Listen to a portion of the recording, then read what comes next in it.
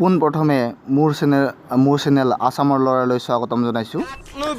এইজনী চাওক, ছোৱালীজনীয়ে একদম কি ক'বা আৰু টিকটকৰ নামত পুৰা জঘন্য কাণ্ড কৰা এনেকুৱা কৰে নেকি বাইদেউ? আপুনি তেনেকুৱা নকৰিব। আৰু আমাৰ এইটো কঁকালটো চাওক, কি ক'ব আৰু ছোৱালীজনীয়ে পকা পুৰা নুচুৱাইছে, কঁকাল ভঙাই নুচুৱাইছে। আমি কি দেখিছোঁ এইবিলাকে অসমত নহয়, তেনেকুৱা নকৰিব।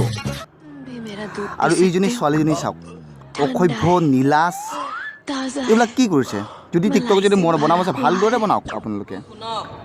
আৰু খুৰাজনৰ নিজৰ মা বাপেক হ'ব বয়সেই হ'ল বা হৈছেই চাগে, তথাপিও ই তেনেকুৱা কথা কিয় কয়? নিজৰ ল'ৰা ছোৱালী নাই আপোনাৰ? তেনেকুৱা নকৰিব। আৰু এইজনী ছোৱালী চাওক, একেবাৰে বেয়া স্বভাৱ আৰু মানুহৰ ল'ৰাৰ একদম কিবা কিবি মানে বেয়া কথা কৈছে। কি ক'ব আৰু তেনেকুৱা নকৰিবা।